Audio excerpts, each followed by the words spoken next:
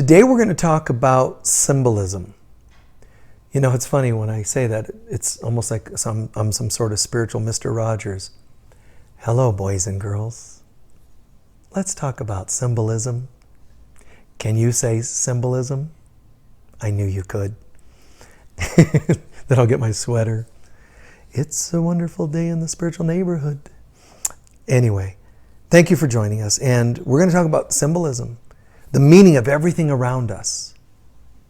I don't know that we're going to cover everything around us, but the meaning of everything around us. The meaning of, for example, out of the blue, I started off with, a Mr. Rogers reference. I've never actually watched Mr. Rogers, but I know of him. But I made a reference, like someone out there is going to go, this is weird because I was just talking to somebody about Mr. Rogers, or he means a lot to me, or, something like that. See, that's like called synchronicity. When two or more seemingly unrelated things have a relationship after all. And so that's, in a sense, tying into the meaning of things around us. What is the meaning? What are the meaning of all these things around us? All the various meanings, there's not one, because we're in a multi-dimensional universe. So what are the meanings for me? The most important meanings right now. I don't have to unlock every meaning about every object in my room. But I do want to pay attention to the meaning, the most important, relevant meaning of something that seems to be standing out. So to be aware of your surroundings like this, that's a master awareness. The Jedi Knight, the awareness of the things around. There's a disturbance in the force, means something's not quite right. And that's been depicted and practiced by masters since the beginning of time. They were taught, trained, and tested on their ability to know their surroundings. Now think about that, and it's meaning no offense, but think about that where how easily are you startled? This will not apply to all of you, but several of you would be able to say, oh yeah, God, I get so startled, I'm anxious a lot, and so on. That's not a great sign in terms of your integration, your presence. Got to be here. If you're hyper, shocked and into your body, people say, oh my God, I jumped right out of my body. A lot of times you're actually being shocked into your body. You were already out and somebody startled you, so you went, and you had to become present. And yes, sometimes you will jump out of your body, scared out of your skin, as they say. So, think about that, because you're not supposed to be out of your body, whether you were already and jumped in or weren't and jumped out. You're not supposed to be out of your body. You're supposed to be present. So, the masters throughout history would go through rigorous tests to confirm and prove and help them go from being spiritually aware to also present and grounded. Therefore, they say you can't sneak up on a Shaolin monk, the old Kung Fu TV show. You can't sneak up on a Shaolin. You can't, because they're aware. They're not like lollygagging, just kind of la la la, in their day to day. There's a presence. I want to be here. There's a love. I'm feeling love and I want to be here and experience it. When you say, I really love someone so much, you say to a partner, God, I love you so much. I'm feeling such an incredible amount of love. I would love to make love as soon as possible so we can get it over with. It doesn't make any sense. Love wants to be here, not get it over with. Love wants to be here and be present. It doesn't mean everything has to take forever, but to be really fully present. But love makes us want to be present. If all you do is try to make yourself be present, it's not going to work as well as us wanting to be present. And old wounds tend to make us not want to be here on earth at all. So if you have a tendency, suicidal ideation, if you have depression, if you have, leaving your body excessively, easily startled, and so on and so on, just so hyper stimulated, anxious, None of that is a good sign, but it's understandable. It means that in this life or another, there were significant enough wounds to make you that way. The good news and the destiny we all have is that you're going to heal. So do not look at this as, well, I want to stay this way. I have the right to stay this way. Yes, you do. You have the right to stay broken, because that's what you are if you're like that. Broken meaning you're allowing your wounds to get the best of you and keep you out of your present self, your present moment. God is in the present. If you're not, then you're not in God. So why would you want to affirm and say, I need that, I want that, I have the right? Stop claiming the right to something that's unhealthy. Just say, I also have the right to something healthy. I want to be here. I just don't know how. So then we go forward into how. Now, and that's a topic, of healing. You can look at talks I've done on healing and so forth. There's videos that we have on that you can get from YouTube and all that. Some are rentable, some are buyable, purchasable, and some are just free all over the internet. So, whatever you'd like to get.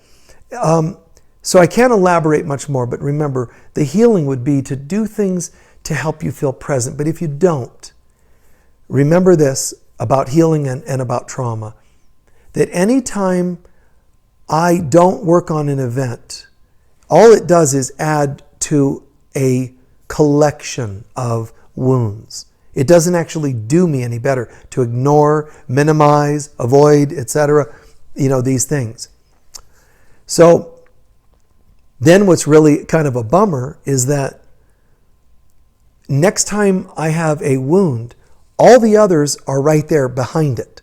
So when I bring a wound forward, or a wound comes to me, riding behind them are all the other similar wounds. If I have a rejection wound, you bring me all the other rejection wounds come riding with it. That's why sometimes we react the way we do, or people in your lives that react the way they do, and you think, God, that reaction is not at all proportionate to what happened.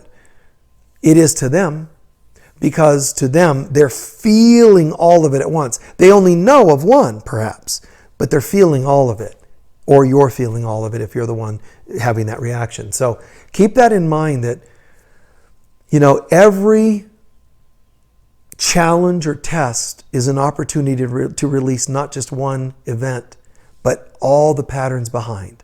All the patterning, all the wounds. It really is why we call it a miraculous event, why we feel such a dramatic change after a healing, because you didn't heal one thing.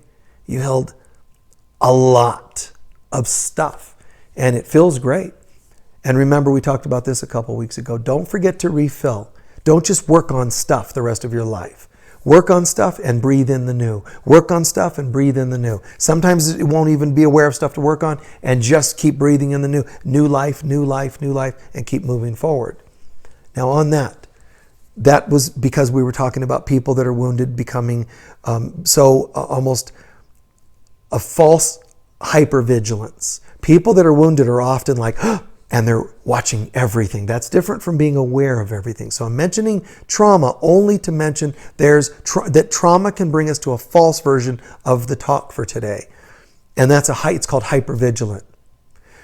Someone, had, dad used to come home drunk and then, be abusing people, yelling or whatever it was.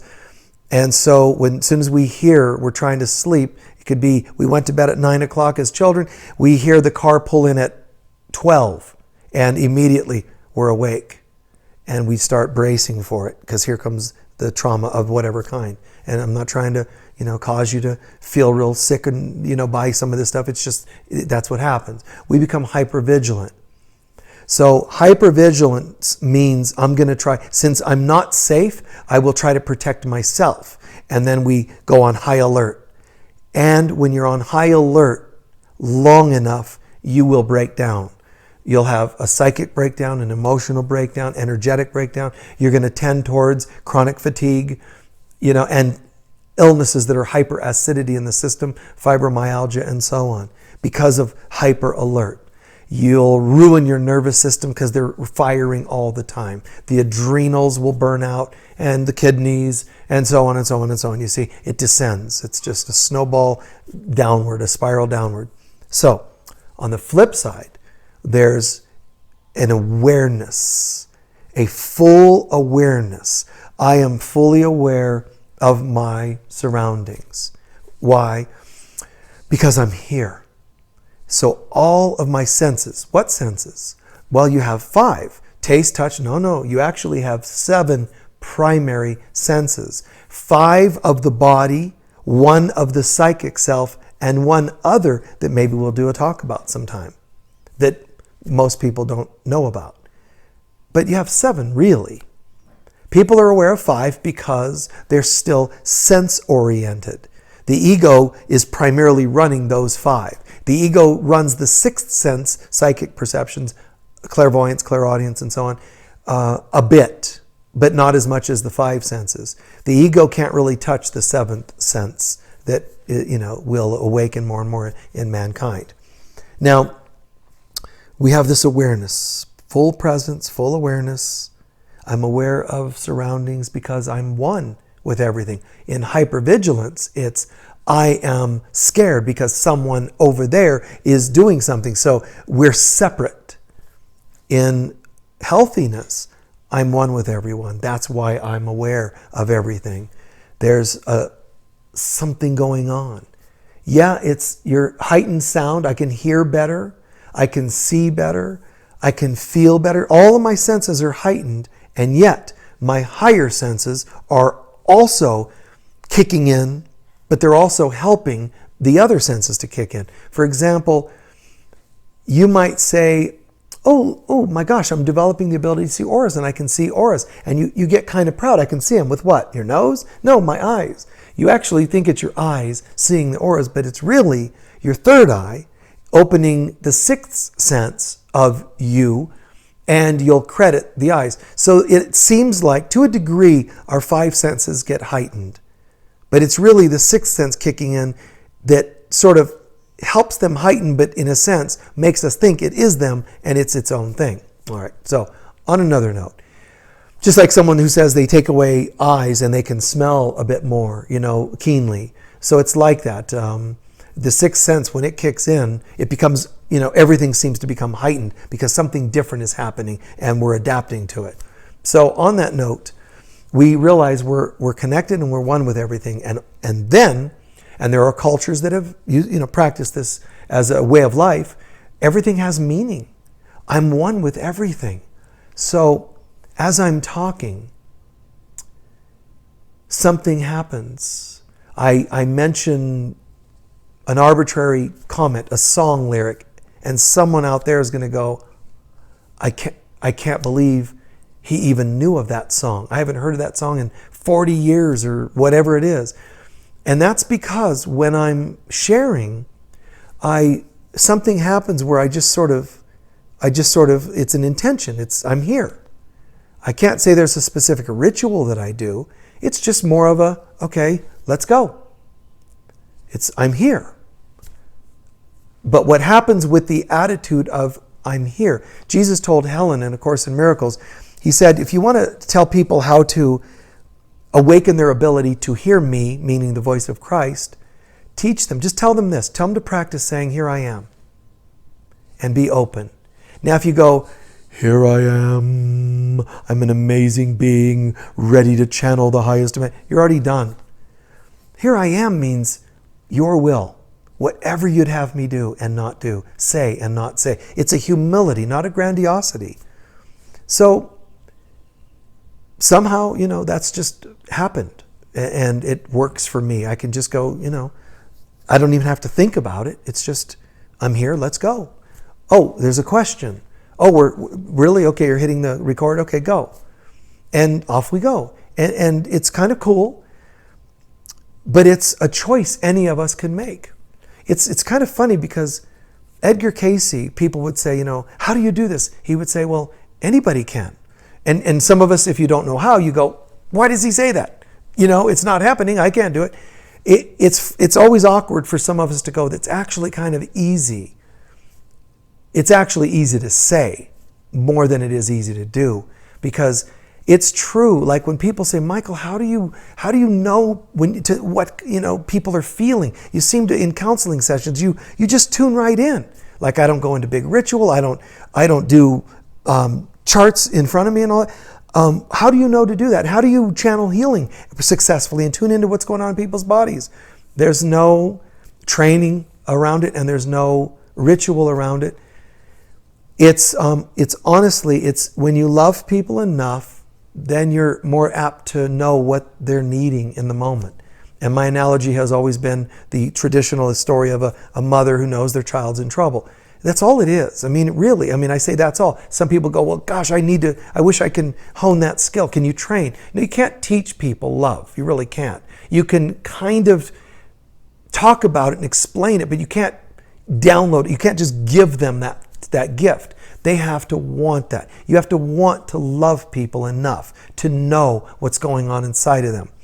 If you're still wounded enough, you don't have time. You don't have room to consider other people's needs. That's what happens. And there's nothing wrong with that. I'm sorry that you have the hurt and the wound, so be it. So don't worry about other people right now. Work on yourself, and that's okay. But to become more and more the healer, the mother, and so on, to be able to think about your children, your clients, your friends, or whatever, students in a bigger and bigger way, you do have to have enough healing done within yourself that you have time and room to consider other people in a greater way. And the same goes for tuning into symbols all around you. You may not have what seems like the ability, but it's not the ability. It's the time to listen. It's the desire to listen. Well, what does that mean? What does that mean? What does that mean? Are you even listening to any one of them? Did you even stop and ask? Okay, fine. Then I was sitting here in my backyard, and a flower from a local shrub blew off, and some petals or what, and they landed on me. What did it mean? Well, with the ancient shaman, and shamanism is a tricky thing to talk about because there's a lot of people that practice shamanism in a very dark, selfish kind of a way. So I don't promote that and recommend that at all.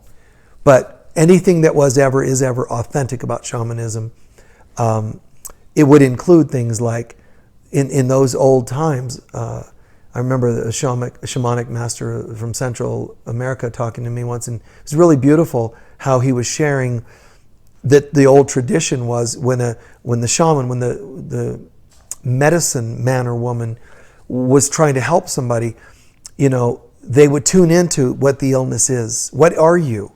What are you? What's going on? Or what medicine would work for it. Even Edward Bach, who created the Bach flower remedies, what an amazing story, because he started receiving guidance around vibrational energy in flowers and so on, And then what he started doing was, when he wanted to know what this flower would do for a person, he started getting sick. He would get symptoms that flower would be telling him, okay, we'll help you out. We'll bring out illness, sickness, symptoms, and whatever, and then you can take the essence and you'll see it'll go away. And it's kind of a painful way to do it, but that's what happened.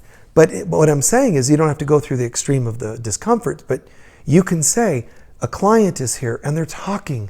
They're saying, nobody understands what I'm dealing with. And you tune in and you use your imagination, heart chakra, and love, heart chakra, and you say inside yourself, what is going on inside this person? And it starts coming to you because you're imagining, not so sympathetically that you become sick or feeling just what they're feeling to where you get trapped in the feeling, but you start to have insight about it.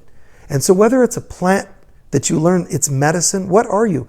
The traditions are many a tea, leaves, coffee, many plants and herbs and things on the planet, where the stories were that the shaman type of people would go and maybe sleep near the plant, take some of it, put it under their pillow, or take some and hold it near themselves, meditate on it, and they would just start to see it. It would start to present itself, what I am.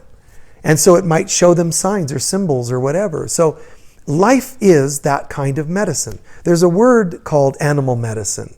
What does that mean? Well, medicine that you give sick dogs, obviously. No. The word medicine in the shamanic tradition, native tradition, indigenous people use this. Medicine meaning like the symbolic meaning, the energy, the essence of this. So when you say, what is horse medicine? it's not medicinal drugs, you give to horses. It's horse medicine. What is the symbol of the essence of a horse? I was walking down the street and I suddenly turned and I was next to a fence and there was a horse standing there looking at me. You want to look at that and say, I wonder what that means. Now you can go inside. There are also many a dictionary out there. Animals speak. Ted wrote that, and he was great, probably the best of the best. Ted Andrews, and he passed away a few years ago, and I found him to be one of the most incredible people. And I don't even hear a lot of any negative, for everybody. There's people that got their little negative crap they want to put out on everybody, but he doesn't have a lot of that, thank God.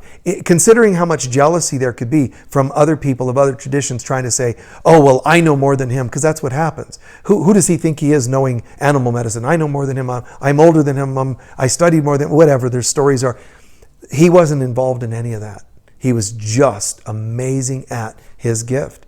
And one of those gifts, the animals speak, meaning the language of animals, what they mean. And oh my God, hundreds and hundreds of animals. And, I've sat with him, and I have to say, what impresses me more than what I've seen him do in conferences that he spoke at and I spoke at, and more than books that I know lots of people own about his dictionary of animal medicine. You can also see that online. But what impressed me is this person. After speaking at conferences with him a couple of times, that was normal business like. Hey, how you doing? We work, we speak. It was later, after the first couple times of speaking with him, at conferences with him. It was later when, at a conference, for example, I ran into him. He was there doing a book signing, and I was there doing a book signing. And, I knew him, and we knew each other. We would say hi, but I didn't expect to run into him. So when I did, I said, hey, how's it going?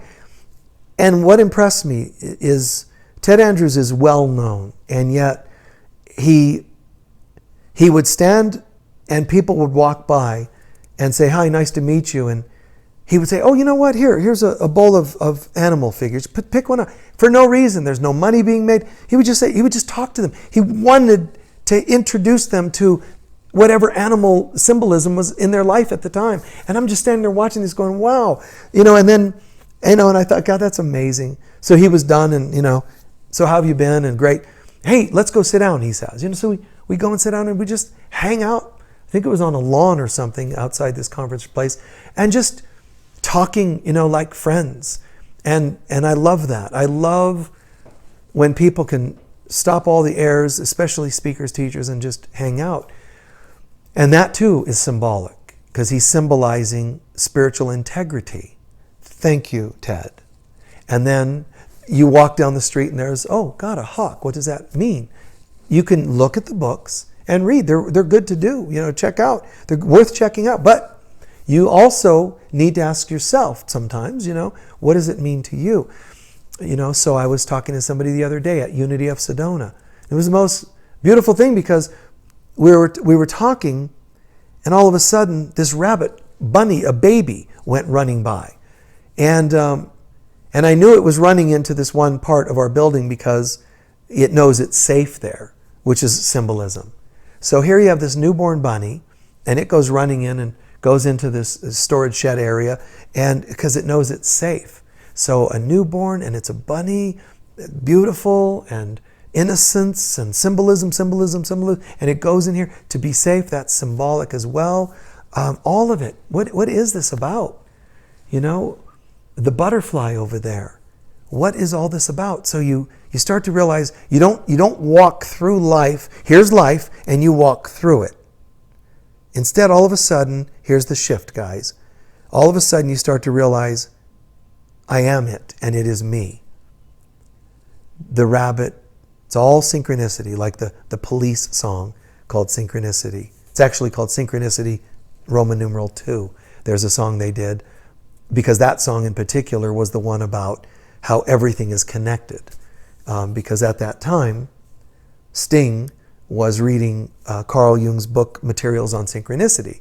So he was inclined to write a lot around that. So he wrote King of Pain and other songs that were metaphors or mirrors and reflections of different things in life are actually within us. So if you have a messy part of your house, your whole house, if your whole house is a disaster area, I wonder what that means, you know? Stop and ask. Don't get all mad at me. I'm just the messenger. What does it mean? Wow. If it is me, how do I come across possibly as a disaster area? Do I come across that way? Maybe I do. And then maybe I don't. I can ask some friends and they say, no, we've never been to your house, but what we know of you're always dressed great, you look great, all shining all the time. Does that mean I'm wrong about my house being a symbol? No. It means what I put out there is one thing. Unfortunately, in my house, maybe it's a different story. What if my house, my basement's flooded? That's a specific symbol. What if my bed is not made? It's a symbol. Now here's the tricky part again. Am I talking about dreams of houses and beds not being made and flooded basements or whatever? Or real life? It doesn't matter. When you actually understand, life is but a dream.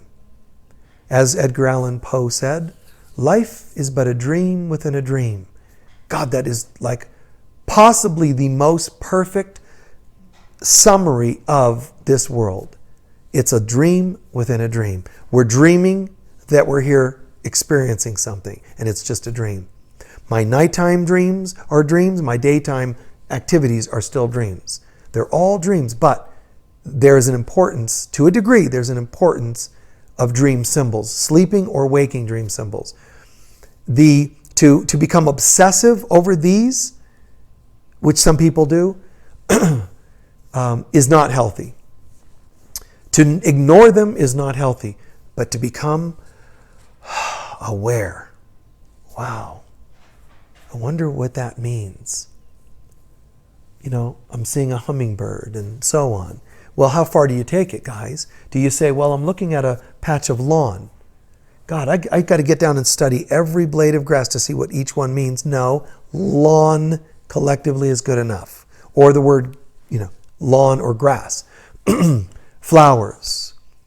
But instead of thinking you have to stand and look at everything, stop instead and realize, start with the things that stand out repetitively and dramatically. That's what to look for most. Things that stand out repetitively and dramatically, or both, repetitively, dramatically. Okay? Start with those. Otherwise, you might be over-exaggerating, over-analyzing. So start, be aware. Does something stand out? I can use an example, and there's one more thing to be warned about. The word beware, it means be aware. Be aware of this, so beware. And there are people that take all the signs and really go too far with them. I've known people like that to just, oh my God, this must mean this and this, and so on. It's like, slow down. There's a person out there that claims to be a very famous spiritual teacher from the past or a spiritual figure from the past. Well, I'm the reincarnation of him. Why? My initials are the same. My face structure is roughly the same. And they put together these things and it's like, no, you're still not him, I was joking with somebody the other day explaining that because they're saying, well, this person claims to be. And I said, really? Well, I have long hair and a beard. Was I Jesus? No. You can put things together. You know who else was Jesus? There's somebody once pointed out the number of letters in Elvis Aaron Presley is the same as Jesus H. Christ. Like you can really just try to take synchronicities and make them into something that they're not, because you're trying to conclude something along those lines. This has the same number of letters. This person is this and that and the other. I can say I was Mother Mary. That's why I'm Michael Mirdad. MM, come on, after all. There must not be anybody else with MM on planet Earth, like Mary Magdalene or another MM, right? So which one was I? Let it go, relax, breathe. Let them come to you. Don't go searching for these things. Let them come to you. Don't make things be. Gosh, I was just sitting at a grocery store and thinking, gosh, I'm feeling kind of lonely. And there was a checker at the checkout stand, a checker that said, how are you today? Clearly, that's a sign. Just stop, relax, let it come, and let it confirm itself. There are things that happen to me, I'm talking several times a day. Like, I wake up, sometimes in the morning, I'm done sleeping, let's say, and I'm not exaggerating, because not all clocks are set the same exact. Sometimes they're a minute, 2 minutes off. I get up, sit up in bed, I look at the clock, see what time it is. Oh, 4:44. Okay.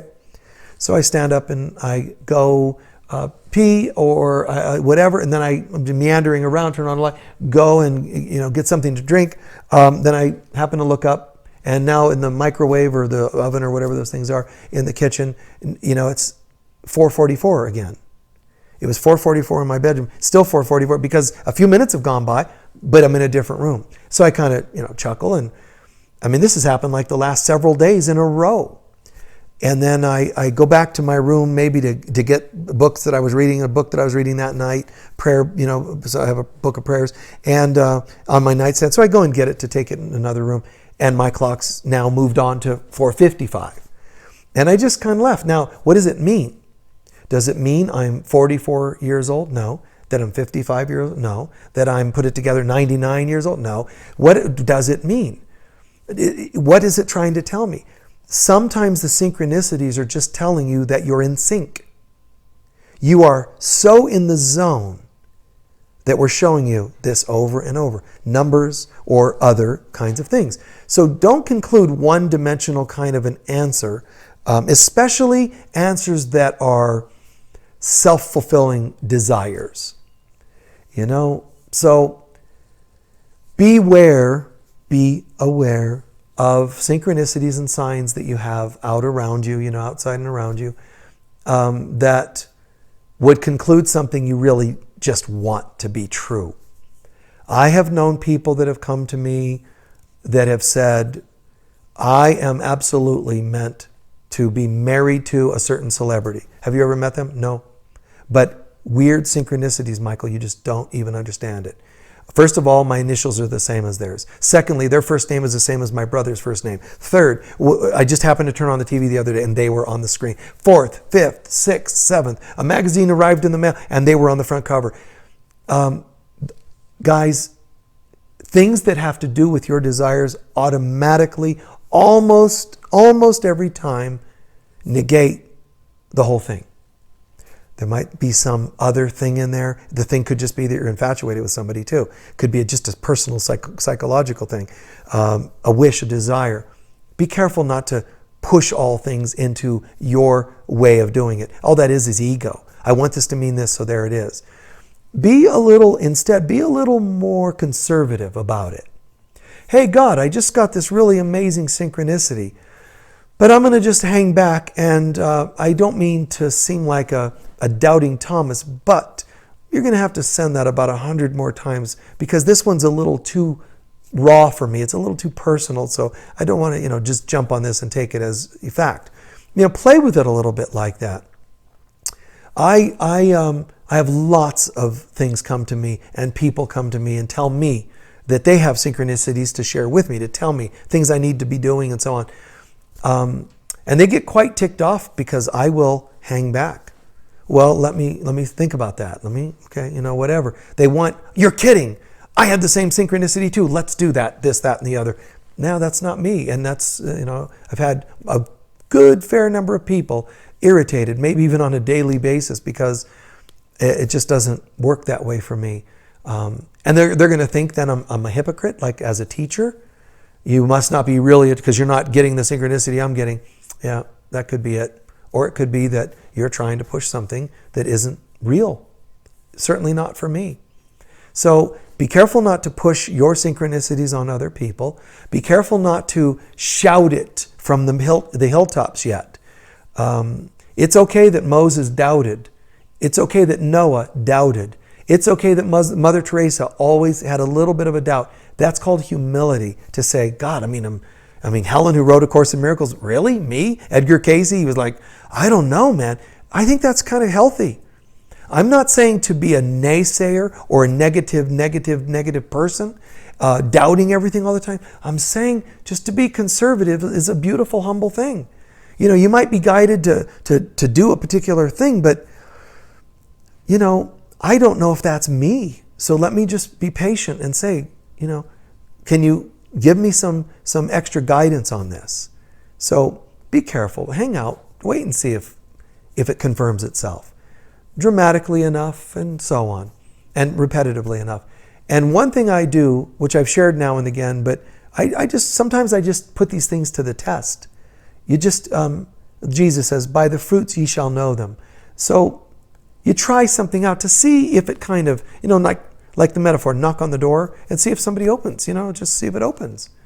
I'm hearing I should maybe do a talk on a certain topic.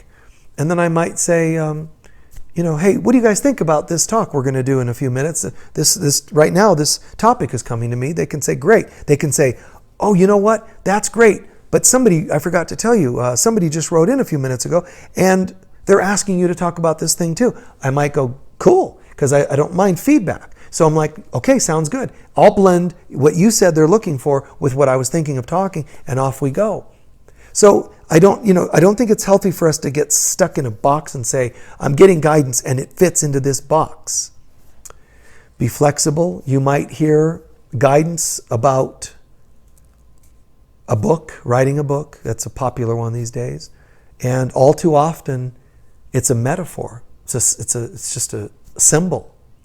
So what does it mean if you hear guidance? You're going to get married. It means you're going to join with new things, start new things in your life. What if you hear that, you know, you died in a dream? It means something of you is dying, possibly, which then likely means something new can be reborn. What if you see a loved one passing away? It could mean that they're going to pass away, but that's usually not going to happen. It does happen occasionally, usually not. You dream of somebody passing away.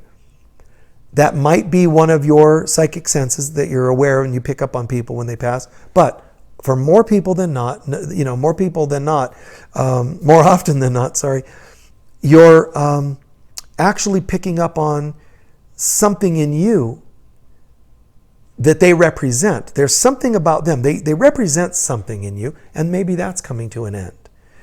You know, you had a dream that you were eating or drinking and couldn't eat and drink enough. Maybe I just am hungry for spiritual food, and I can see in the dream or in life that I'm, you know, wanting to binge. Hidden behind binging, real life binging, not even just dreaming about it. Real life binging, it means something. What do you think you're hungry for? Food? No, God. The food is how you misinterpreted the sign. And so you got in the addiction, the habit of replacing the real message, I'm looking for God, with food. So now I got addicted to the misinterpretation, and I keep doing it. And the same goes for anything. Somebody could say, you know, I dreamt that I had sex with a certain person, or I'm just feeling a desire to have sex with a certain person. What does it symbolize, guys? Just joining with people. I want to join with, I love that person's energy. Maybe it's just about adopting some of that energy within yourself. And so on and so on. Everything outside, it means something. You know, you watch a movie and you cry. Why did you cry? Well, it's a sad movie. No, there's something it rubbed up against, something that it was in sync with. So you didn't just cry at the TV. It's you that's got that feeling that needed to come out. See what it is. If you just get a tissue, wipe it away, and shut the TV, and you're done watching the movie, you missed another sign. There are so many all around us. We tend to obsess on the ones that don't matter and miss the ones that do. So pay attention. What is the symbolism of me coming more and more forward about Christ consciousness and caring less and less about the world that doesn't want to promote that and agree with that. There's symbolism to that. For me, there's symbolism. Why are you listening to that? Even if you don't like what I'm saying, you're watching for the first time, it symbolizes something. This is still some message to you. And we're going to do an online course in a couple of weeks. The revelation of the divine self. And that's all about, it's about a lot of things. But it includes the ability to recognize that the whole experience of John, he was called the beloved apostle, John, he was bringing to Jesus, he was the apostle that brings to the group something unique. He was, very mystical, less literal, less historic in the Gospels. He was more like, who cares where he was born? He's like, let's get to the cool stuff. So he was more into the mystical. And when he writes the book of Revelation, he's bringing not just to what he brought to Jesus' group, he's now bringing to the world, guess what? By my being in the presence of this symbol, this guy named Jesus, he awakened to the Christ. But if I just sit there and, twiddle my thumbs and worship Jesus over there, and then he is crucified and leaves, I missed it. So instead, he actually says we're supposed to get the consciousness of Christ and awaken that in ourselves. That's what you're supposed to do with symbolism, is see what it means, integrate the meaning, become it or anything of value you can extract from it, draw from it. Let it change you, and if there's a positive way to change you, or teach you, even if it teaches you negative parts of yourself, you can still learn from that. So I still will make it a positive. So whether it's a positive, stays a positive, or a negative that's turned into a positive, good, I'm good to go. So he says, in the book of Revelation, here's what happens. This really bizarre sci-fi kind of story. And then, there were 4 of these and 12 of those, and this happened and that, great earthquakes and seals were opened, and I heard a voice, and it's just out there. Fundamental Christians made it into a macabre story that's supposed to be a literal only, because they're literalists, a literal story only about the book of Revelation means the end.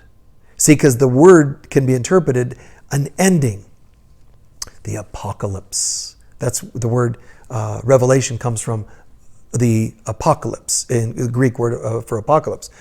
And it means to be revealed, which is why we also translate it to be revelation. So it means when things are revealed. But for things new to be revealed, something of the old dies to make room for that. So it's taken so literally that, oh my gosh, something's going to end. What's got to end is the world. The world's going to end. Everybody's going to die except we, few Christians. We're going to survive and we're going to go into the new world. That's how they take it literally.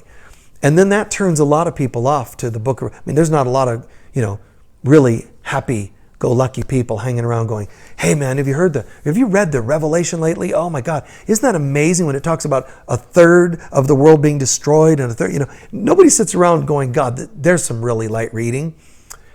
It's not considered that, and yet if people understood it, you would only want to read that. I swear, it's like it would be one of, if not the only thing, it would be one of the, top 3 things. Books, the average books being written today that are really pop, spiritual, the ones that are really wow out there, always on Oprah and whatever, they're popular because they're able to reach a lot of people. And they're able to reach a lot of people because most people are not really that awake. They're just kind of beginning, and so it's cool. There's books that are for beginners, even if they call it advanced, it's really just for beginners, and we know that because lots of beginners are reading them. The ones that are so far out that people don't really know what to do with them, like Revelation. Even A Course in Miracles, although it's sold 1 million copies, most are sitting on shelves somewhere in people's houses. They're not all read. Most people haven't read them. I would bet you that 80% of the owners of the book A Course in Miracles never read the thing. And not because I'm dissing them or the book. I'm saying that they heard about it because everybody's talking about it because it's amazing. They heard about it, they get home and they go, oh my God, hundreds of pages, no pictures. This is not good at all. And they close the book. Or they read it and it's talking about this is an illusion. They're like, wow, I can't wrap my mind around that. And they close it. So it's just the way it goes. And you go, okay, so let's move on and read something more shallow. That's what some people will do. The Revelation it's like an encyclopedia of symbolism. And it's all about your awakening, not just mine, not John's, Jesus's, Christ. This is every human being throughout all time will have to go through and will go through the revelation, their own moment where the veil parts and God is revealed to them again. When it happens, it's not just because we sat there and read just the right book and ohmed just the right number of minutes. It happens in layers. And that's why there are 7 seals, and that's why this happens and then that happens. It's a progressive thing. It can happen in someone's life, like for John, it happened in a moment, like a meditation. He saw all this. But that doesn't mean he experienced every bit of it in that few seconds or minutes, or an hour or 2 hours. He saw it all as a vision. It's one thing to see it as a vision. It's another to go through it. Going through it is hell, which is why the book of Revelation includes stuff about the bottomless pit and locusts coming out to sting mankind and so on, all these freaky things. It's because that represents our unconscious self. The ego comes out of the pit to try to cause harm and make you doubt yourself and so on and so on and so on. And there's a point where the Christ comes in and levels everything and says, enough. And that's when your Christ self becomes so bold that you allow it to say no to your ego. Which also manifests as saying in our lives, no to certain things, behaviors of people, including ourselves, no to addictions. But it's amazing because this book of Revelation is all about the Christ coming forward. Now the Christians will say it's when Jesus, not Christ, but Jesus comes and kills everybody. I mean, that for some reason, that's a glorious image, to a lot of fundamentalists. That's not it at all. But what does die is the old self. The sinners all die. It's my old self, my ego self that dies. And that's actually a good thing. Oh, it'll be amazing and really catastrophic because Jesus is going to come and just stomp his holy foot on all of them and wipe them out. Why do you even like that? Why is that turning you on? You have to see a therapist if you like that notion. The turn on should be that there is no death. What happens is that which was never of true value, the ego self, is told goodbye. You serve no purpose. I'm just not even interested in hearing what you have to say. And watch this, because that's another concept of boundaries. That's another demonstration of boundaries. But look at all the symbols around you. Even if there's a certain weed that keeps growing in your yard, it's saying something to you. Whatever kind of weed it is, it's going to have its own unique meaning. If there's a critter, that's running by, it's not a nice thing to go into your closet to get some clothes and find a nest of black widows, obviously. But for safety's sake, if you need to spray them, kill them, or put them on your hand and carry them outside, whatever you want to do. But don't forget to ask what that meant. There's, you ran into a spider web today and it was the biggest spider web you've ever run into. Maybe you ask yourself, what webs did we weave? Or is it a network? Why did I walk and go, God, I found the most glorious spider web? Maybe it was a symbol of we are weaving a web, a network on social media. So anything can have, you can't just say it has one meaning. A dandelion has this meaning and that meaning, and every hundreds maybe in between, because it means something to you or to me. If there's a flower that I ask you, what is the meaning of this, and you're allergic to it, it has a different meaning than if I find it to be the most beautiful thing ever. So take time. What does this mean? What is, Jesus and Edgar Cayce in his readings, they both said there's a technique that nobody knows and nobody really practices, but they said it's one of the most important lessons, tools, techniques to ever practice. And it's this: to learn to say, what is the meaning of this? So you've upset me let me stop and look at that. What is the meaning? Not just the symbolic meaning like an object or a number. What is the meaning of this? Why am I bothered by this? And you track it and look inside, and you awaken to new parts of yourself. The same with numbers. What's the meaning? Just ask. Asking means it's supposed to mean that you're opening your mind to let Spirit reveal the meaning. So don't become heads walking around analyzing symbols and then concluding a meaning. Let that go and open the heart and just say, I don't know. Show me, guide me. And really amazing things happen. We find that the God that loves us, we find Christ or Jesus or Mary or this or that, spirit beings, light beings, angels, they come and say, God, thanks for asking. And they sometimes, they reveal these symbols, these meanings, these beautiful messages. The messages can be, try to relax more. You've been working really hard. Because maybe you had a light bulb burn out in your mirror. Oh, a light bulb burned out. Maybe that's all that it was, a light bulb burned out. But maybe someone was saying, be careful, you're burning out. Oh, wow, I should probably look at that. Why would they tell me that message? Maybe because they care. And I think that's a beautiful way to look at life. Don't turn symbols into fearful things. Let them be the brilliant things that they are, the beautiful things that they are. They're bringing messages. What does this mean? What is the meaning of this mood? What is the meaning of this? That's why so many patriarchs and matriarchs in the Bible were told by spiritual leaders, the various prophets and so on, to say prayers where you say no, even to moods. What is this? What is this thing that's oppressing me? You have no place here. In the name of whatever, depending on what part of the Bible we're reading, in the name of the Lord, in the name of Jesus Christ, or whatever, I rebuke you. You have no place here. Whether it's an addiction or, what is this? Oh, I'm feeling a craving again for whatever the addiction is. Stop and say, wait, what is this? Really? I'm a holy, multidimensional child of God. Really?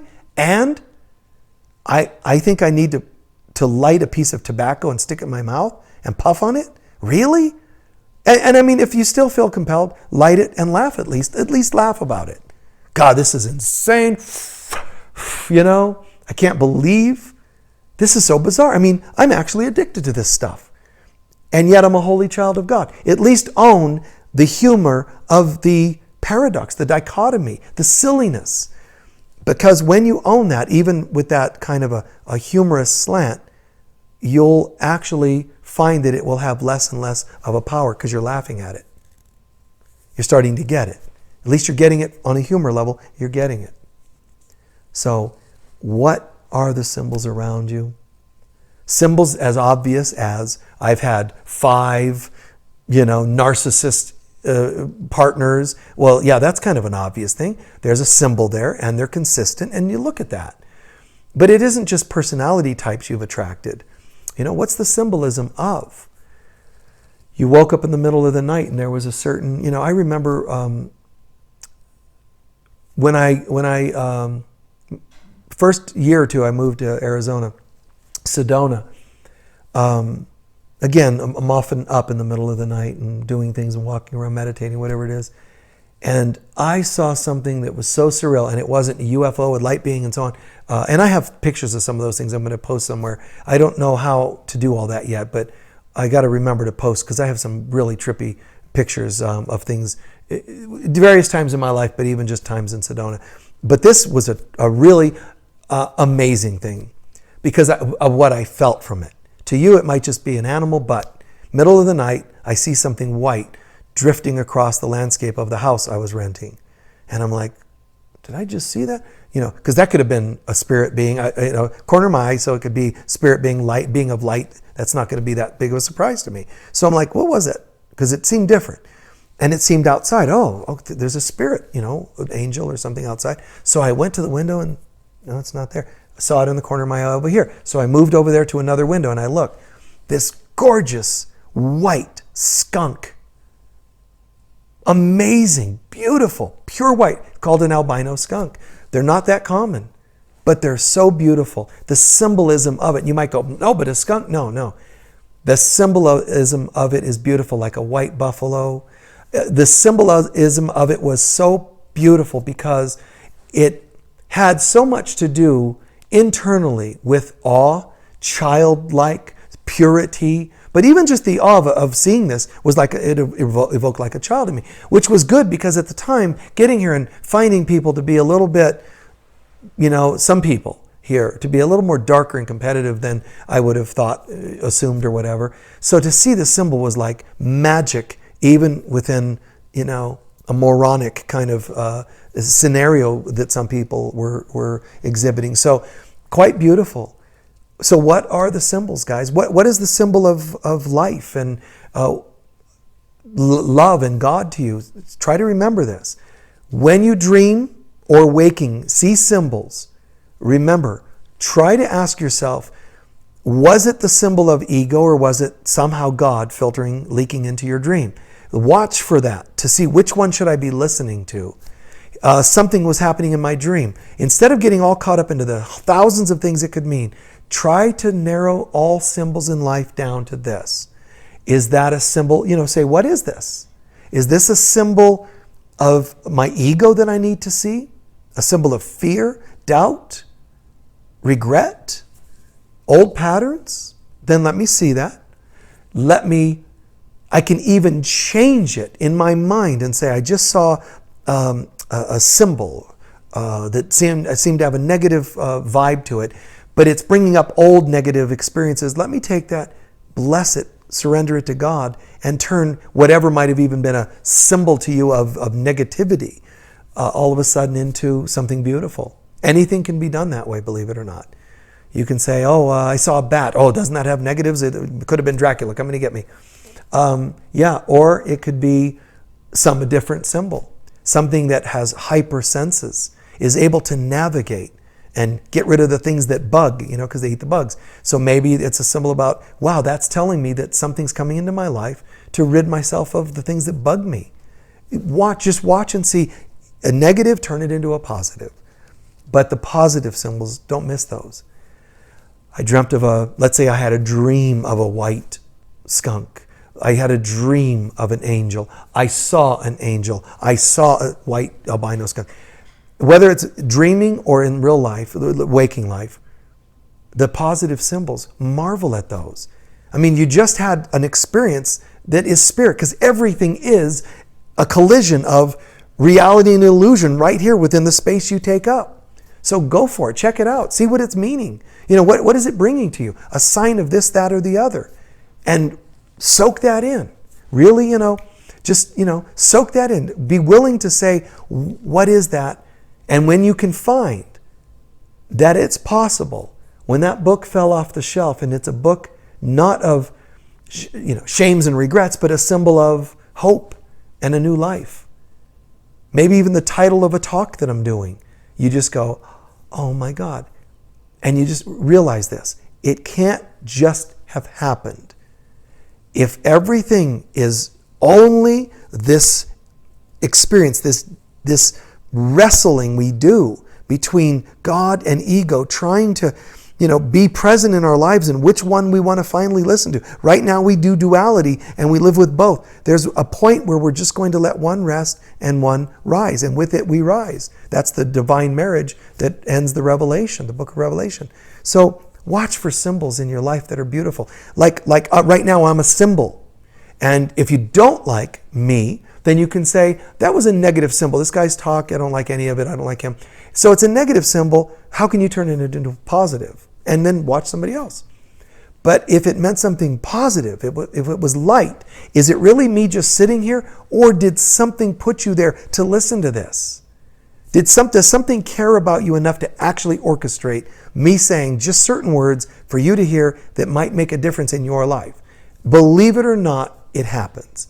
It's something more than 1 billion times greater than Santa, who's watching to see if you're being naughty or nice, and when you're nice is going to bring you a nice gift. This is a consciousness that is incomprehensible, that loves you. And supports that when you make choices for the healthy, when the unhealthy, it bids you to turn it into something positive. But when something positive, it bids you to say, can you just see, not because God needs credit, but can you see that I love you that much? Now, what's the point of that? To know that God loves you? Actually, to know that you're that valuable to the only thing that matters, God. I matter to the only thing that matters. That's pretty cool. So keep this in mind. Take time, I can't do a talk and sit and translate every symbol of every creature, animal, flower, etc. But just be aware that we're one with this. If you want to understand what these things mean, even if it's someone's illness or someone's emotional issue, and you're a counselor, stop thinking of them over there and you over here. Start thinking of, we're all one. What does this really feel like? And you'll know what they're feeling. You'll know what they're thinking. You'll know what they're experiencing. You'll know what to predict, and it'll come true. That's why when I predict things, they typically do. They typically happen. Whether it's global stuff or whether it's somebody saying, hey, who's going to win this such and such? I can, with pretty darn good accuracy, pick up on these things because they're all the same. They're all one. So you just tune into it. It's quite astounding, but yet it's not that surprising. If you recognize we're all one, how could we not know? So keep that in mind. That's why when I started, I said, some people in history said it's really easy if you just know how to do it. It's only easy if you understand. It's not just knowing how, it's understanding. And when you understand we're one, you'll know all that you need to know. And you'll start giving thanks when blessings come your way. Start giving thanks for the small blessings and never stop. And you'll also notice that they become greater blessings. Thank you for listening. Thank you for letting me share this. This too is a symbol, and you too are a symbol for me, so thank you for being a positive reflection.